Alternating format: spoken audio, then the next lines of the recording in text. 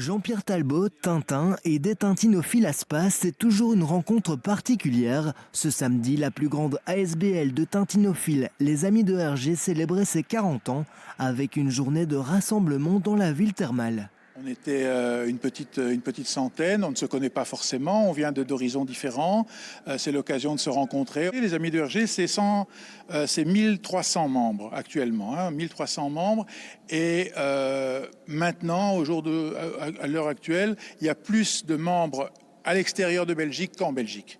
Il y a encore à peu près 500 membres belges, il y a à peu près 700 membres en France et quelques petites centaines de membres dans le reste de l'Europe et le reste du monde.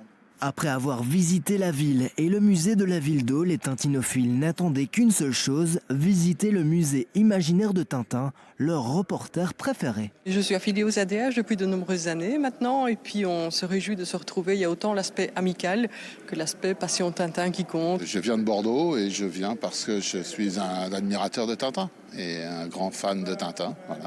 Et quand on aime, on ne compte pas. On ne compte pas, c'est ça. Partager et échanger avec des grands spécialistes de Tintin, Jean-Pierre Talbot, voilà. Donc on a eu l'occasion de rencontrer ces gens qui connaissaient Hergé, qui ont côtoyé Hergé et qui nous ont partagé au travers tout un tas d'anecdotes.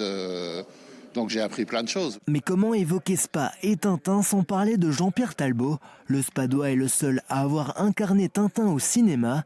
Ce samedi, il a pris beaucoup de plaisir à parcourir le musée avec les tintinophiles. À Spa, je suis vraiment Jean-Pierre, on me connaît comme tel. Et dès que je quitte Spa, je ne suis plus moi, je suis Tintin. C'est incroyable. Je fais mon devoir avec plaisir, donc je suis dans mon rôle, faire aimer Hergé, pérenniser Hergé, son œuvre, et voilà. Vous dites que c'est un devoir, mais vous dites aussi que c'est un devoir agréable pour vous. Ah oui, c'est pas une charge. Presque 50 ans après la sortie du dernier album de Tintin par Hergé, la ferveur autour du reporter à la houppette ne semble pas s'essouffler. Les nombreuses anecdotes échangées tout au long de la journée peuvent l'attester. Depuis que Hergé est mort, il y a eu à peu près 600 ouvrages qui ont été écrits sur Tintin, sur Hergé et sur l'œuvre d'Hergé en général. Donc on peut toujours trouver quelque chose, il y a toujours un angle d'attaque qui permet d'appréhender l'œuvre d'Hergé à partir d'un détail. Pour prouver le génie d'Hergé, voilà exactement ce qu'il a vu dans un musée. C'est terne, c'est laid, c'est monstrueux. Et voilà ce qu'il en a fait. C'est incroyable.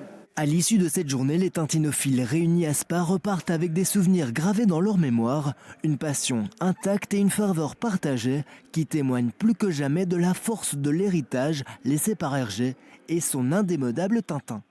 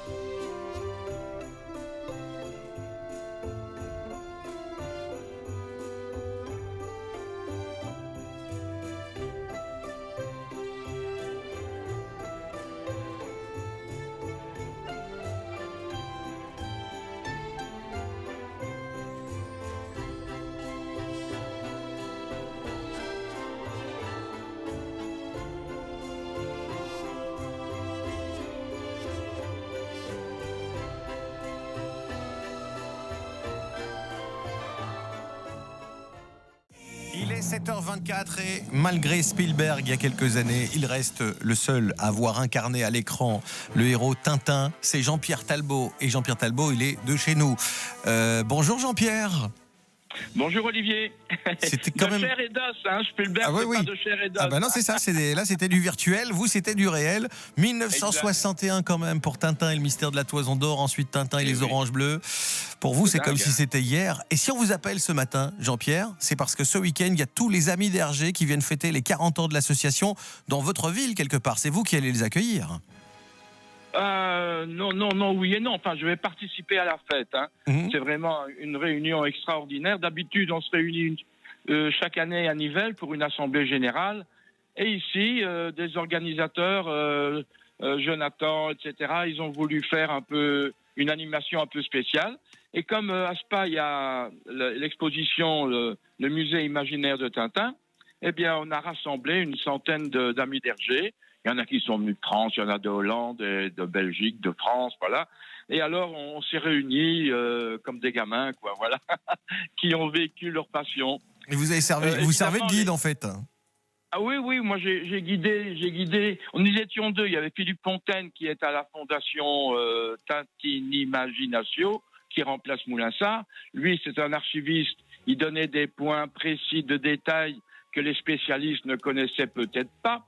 Et moi, j'avais une petite touche un peu personnelle, parce qu'on aime bien quand je raconte mes aventures, ce que j'ai vécu, pas les aventures de Tintin, mais l'aventure que j'ai vécue grâce à Hergé. Alors je mettais une petite pointe d'humour et un peu sentimentale et un peu amicale. Voilà, en tout cas, on voulait célébrer par votre venue sur antenne ce matin les 40 ans de cette association qui, on l'a entendu, fait une réunion annuelle. Il y a d'autres activités qu'elle organise pour tous les passionnés de Tintin et de l'univers d'Hergé? Mais non, justement, d'habitude, c'est une réunion annuelle avec une bourse formidable, avec des interviews de personnes qui ont rencontré Hergé, les actualités dans les bouquins. C'est vraiment très enrichissant, très chouette. Un grand repas, on est peut-être 300, 400, je sais pas, tous ensemble. C'est amusant avec l'animation. Mais d'habitude, on ne sortait pas de cela. Et alors, le nouveau comité a eu une idée, Jonathan Fischbach notamment, eh bien, il a eu l'idée d'avoir une petite touche supplémentaire. Et il a eu raison, c'était dans l'intimité. Alors, en plus, Spa se prête merveilleusement à cette activité parce qu'en plus du musée, du musée de l'Expo, pardon, on n'allait pas visiter tous ensemble et après ne plus rien faire. Non, il y a tous les trésors de la ville que vous avez visités également. Alors, voilà, on allait il y a eu trois visites guidées. Et alors, quand tu n'étais pas de la première, tu avais une autre activité pendant la journée. Et tout ça se clôturait le soir par une conférence de Dominique Maric sur Chiang. Voilà, sur Chiang, l'ami de Hergé et de Tintin, puisqu'on sait qu'il existait dans la vraie vie, comme dans la BD.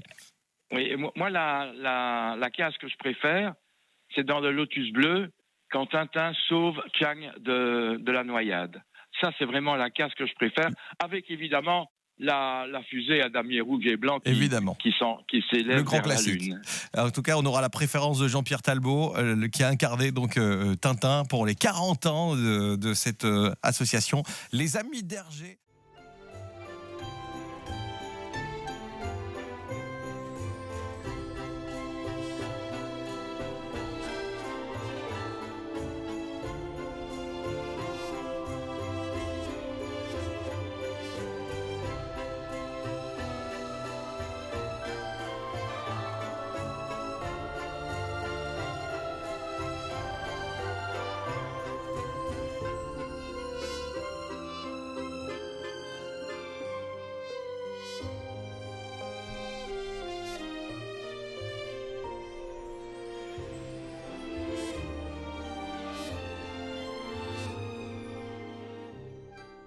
Cher Pierre, merci beaucoup d'être là, d'être venu à cette journée à Spa ici. Je voulais d'abord avoir ton impression sur la journée, comment tu as... Alors, je n'ai pas participé à toutes les activités, entre autres parce que je connais quand même assez bien Spa, moi déjà. Donc, l'Expo Tintin, je l'ai vu 2 fois, et les visites de Spa, je connais assez bien. Mais ça m'a l'air super bien organisé pour les Amis d'Hergé. Je vais découvrir la ville et comme toujours, tout ce qui tourne autour de Tintin est toujours un plaisir. Moi, j'en suis pas membre, je viens quand on m'invite, mais toujours avec un immense plaisir. Et c'était le cas aujourd'hui. Le plaisir était vraiment pour nous de te voir ici, de te rencontrer. Rapidement, sur le rapport avec Tintin que tu as, on aimerait bien le savoir pour les gens qui ne savent pas. Oh, mais ça prendrait longtemps, évidemment, vu mon âge, mais d'ailleurs, comme tous les Belges, je suis né avec Tintin, j'ai lu Tintin tout petit, j'ai des tas d'anecdotes, j'étais opéré, je crois, des yeux, un truc comme ça, je devais avoir 4 ou 5 ans, ma maman m'avait offert le sceptre d'autocar, je l'ai redessiné sur une feuille à côté, comme ça, toutes les cases.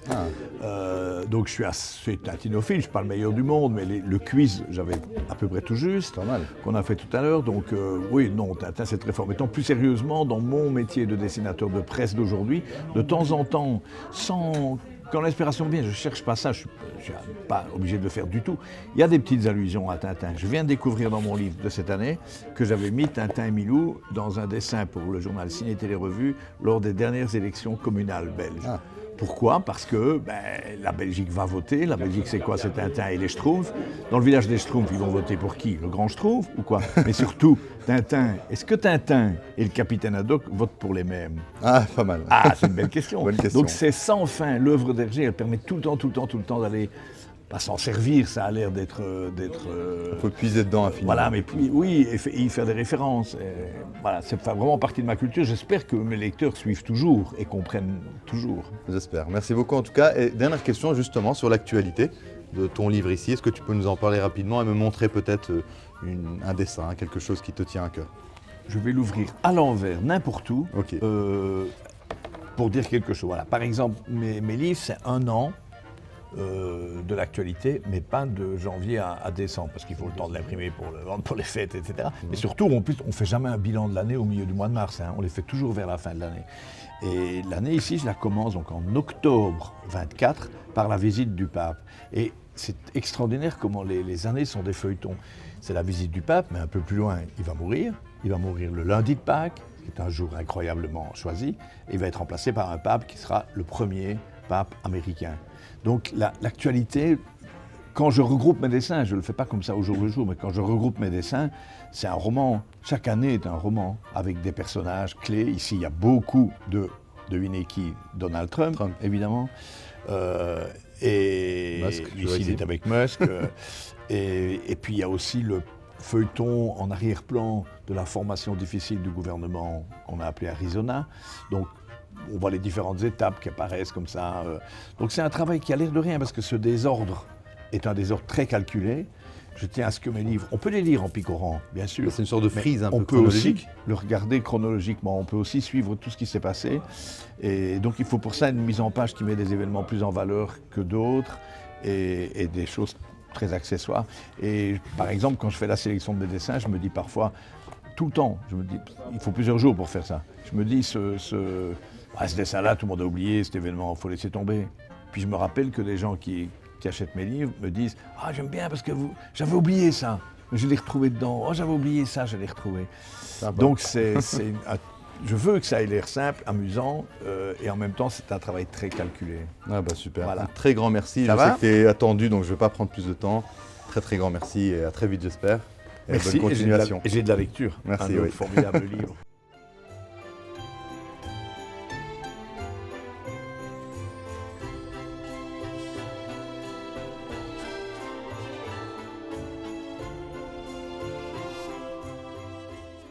Salut Philippe, j'espère que tu vas bien. Alors ici, on est dans le restaurant pour terminer la soirée, organisée ici à Spa pour une belle rencontre tintinophile. Je voulais d'abord avoir un peu tes impressions sur la journée qu'on a passée aujourd'hui. Eh ben, c'était très sympa, très bien organisé. C'était l'occasion de rencontrer à nouveau des membres des Amis d'Hergé, certains que je n'ai pas l'habitude de voir, donc ça c'était très agréable. On a fait 3 visites du site du Pouhon avec la fameuse exposition des amis du musée imaginaire de Tintin. Et tout s'est passé magnifiquement bien, il y avait du monde. Moi je m'attendais à ce qu'il y ait moins de monde, donc j'ai été heureusement surpris, donc c'était vraiment très bien. Oui, c'était très sympa. Justement, j'étais avec vous pour la première visite. J'ai suivi ça religieusement. Tu as très bien mené ça et c'était vraiment très intéressant. Bah, c'est toujours un plaisir de parler d'Hergé. Hein. Oui, ça c'est vrai. On est là pour ça. Et étant donné que tu es un des fondateurs ou le fondateur du musée imaginaire, enfin l'exposition ici, je voudrais un petit peu que tu nous expliques. Non, je ne suis pas le fondateur. Je travaille pour Tintin Imagination. Enfin, moi, je travaille plus exactement pour la Fondation Hergé. Et on a fourni un certain nombre de documents qui ont servi à réaliser ces figurines géantes. Mais en fait, les vrais organisateurs, c'est l'atelier 3D de Tintin Imagination. C'est eux qui ont réalisé les maquettes et à partir desquelles on a fait ces figurines. D'accord. Est-ce que tu peux nous en parler un petit peu brièvement de ce musée imaginaire? Alors, ce musée imaginaire, en fait, on est parti d'une affiche qu'Hergé a réalisée en 1979, donc il y a 45-46 ans. C'était une affiche qui annonçait la première grande exposition consacrée à Tintin et à Hergé. À l'époque, il s'agissait de présenter au Musée royal des Beaux-Arts de Bruxelles des objets authentiques, donc d'authentiques objets de culture de différents pays du monde que l'on retrouve dans les albums. Soit qu'Hergé s'en soit directement inspiré, soit qu'il ait vu des illustrations ou qu'il ait fait, comme il fait souvent, des synthèses entre plusieurs objets pour en réaliser un qui ressemble à peu près, qui donne une impression d'orientalisme ou de culture d'Amérique du Sud, etc. Ou d'Afrique aussi. Donc à l'époque, il s'agissait vraiment d'un musée, un vrai musée, un grand musée, donc les musées royaux des Beaux-Arts, qui était une institution très importante à Bruxelles, qui accueillait pour la première fois une exposition centrée sur un personnage de bande dessinée. C'était une façon quelque part de reconnaître un petit peu la bande dessinée comme un art à part entière et surtout d'ouvrir sur le monde, parce que ce n'était pas une exposition de bande dessinée, c'était vraiment des objets qui provenaient de différents musées de Belgique et qui étaient rassemblés pour la première fois sous l'emblème de Tintin. Mais en fait, c'était une vraie exposition ethnologique avec des vraies œuvres d'art du monde entier. C'est ça. Très intéressant. Alors, on va mettre des plans évidemment ici, on va te voir présenter, on va voir à peu près les grandes lignes de ce musée, cette exposition. Mais j'ai une dernière question, on ne va pas s'attarder beaucoup. Quel est ton objet favori de ce musée imaginaire? Et pourquoi? Une petite anecdote si tu en as. Alors c'est le fétiche. D'accord. Le fétiche Arumbaya. Parce que le fétiche Arumbaya, il a une histoire, il est à la fois unique et multiple. Hergé a vraiment représenté un fétiche d'une culture péruvienne qui s'appelle la culture Chimú. Et ce fétiche, il l'a vraiment vu dans les années 30 au musée royal d'histoire, donc au parc du Cinquantenaire, les musées qui sont au parc du Cinquantenaire. Et ce fétiche, il l'a représenté dans son album, bien sûr, mais surtout, il l'a multiplié. Parce que le fétiche dans l'album, on ne sait jamais si on a affaire au vrai fétiche. C'est une histoire de copie, c'est une histoire de reproduction, de duplication. Et ici aussi, on a un fétiche qui est aussi un artefact, qui est aussi un fétiche en matière synthétique, c'est une copie quelque part.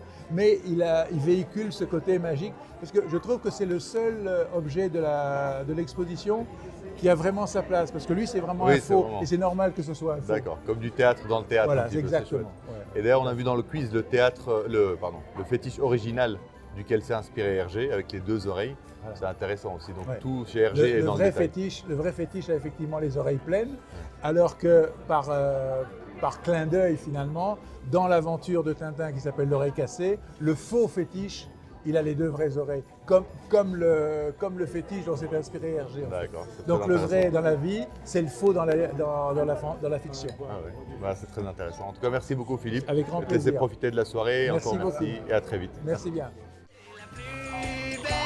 Des journées. Chers amis, on arrive au terme de cette belle journée des Amis d'Hergé à Spa. Et donc nous avons la chance de clore cette journée avec notre président, Jean, et notre secrétaire, Olivier. Allez Jean, pour finir en beauté, qu'est-ce que tu peux dire? Qu'est-ce que tu as retenu de cette journée? Est-ce que le déplacement depuis ta Suisse natale, est-ce que ça valait le coup? Ah bah complètement, c'était une magnifique journée qui nous a permis à la fois de nous retrouver entre les amis de Hergé, de peut-être mieux nous connaître pour certains d'entre nous, et puis de découvrir cette magnifique ville de Spa que je ne connaissais pas du tout personnellement. C'est la première fois que je venais dans cette région de la Belgique.